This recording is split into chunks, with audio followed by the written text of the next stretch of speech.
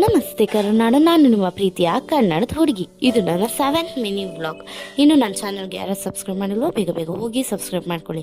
ನೀವು ನೋಡ್ತಾ ಇರ್ಬೋದು, ಇದು ನನ್ನ ಕಾಲೇಜಿನ ಕ್ಲಾಸ್ ರೂಮ್ ಆಗಿತ್ತು. ಅದಾದಮೇಲೆ ನಮ್ಮ ಕಾಲೇಜಿಂದ ಕರ್ಕೊಂಡೋಗಿದೆ ನಮಗೆ ಪ್ರೆಸಿಡೆನ್ಸಿ ಯೂನಿವರ್ಸಿಟಿ ರಾಜನಗುಂಟೆಗೆ. ಅದು ಸೆಕೆಂಡ್ ಡೇ ಆಫ್ ಇವೆಂಟ್ ನಡೀತಿತ್ತು ಅಂದ್ಬಿಟ್ಟು ನಾನು ಈ ಕ್ಲಿಪ್ಸ್ನ ಅಪ್ಲೋಡ್ ಮಾಡೋದು ಸ್ವಲ್ಪ ಲೇಟ್ ಆಗುತ್ತೆ. ಲಾಸ್ಟ್ ವೀಕ್ ಅಪ್ಲೋಡ್ ಮಾಡಬೇಕಿತ್ತು, ಆದರೆ ಈ ವೀಕ್ ಅಪ್ಲೋಡ್ ಮಾಡ್ತಾಯಿದ್ದೀನಿ. ಈ ವೀಕಲ್ಲಿ ನಮಗೆ 3rd ಸ್ಯಾಟರ್ಡೆ ಆಗಿ ಇವತ್ತು ರಜೆ ಆಯಿತು. ಅದಕ್ಕೆ ನಾನು ನಮ್ಮಮ್ಮ ಹೋಗಿದ್ದೆ ಬನಶಂಕರಿ ದೇವಸ್ಥಾನದ ಕಡೆ. ನಾವಿಬ್ಬರು ಬಸ್ಸಲ್ಲಿ ಹೋಗಿ ಬನಶಂಕರಿ ದೇವಸ್ಥಾನಕ್ಕೆ ವಿಸಿಟ್ ಮಾಡಿ ಅಲ್ಲಿ ದರ್ಶನ ತುಂಬ ಚೆನ್ನಾಗಾಯಿತು. ಜನ ಯಾರೂ ಇರಲಿಲ್ಲ ಅಷ್ಟೊಂದು. ಅದಾದಮೇಲೆ ನಾವು ಹೋಗಿದ್ದೆ ಊಟ ಮಾಡೋಕ್ಕೆ ಅಂದ್ಬಿಟ್ಟು ಊಟ ಮುಗಿಸ್ಕೊಂಡು ಅಲ್ಲೇ ಪಕ್ಕದಲ್ಲಿ ಇನ್ನೂ 2 ದೇವಸ್ಥಾನ ಇತ್ತು.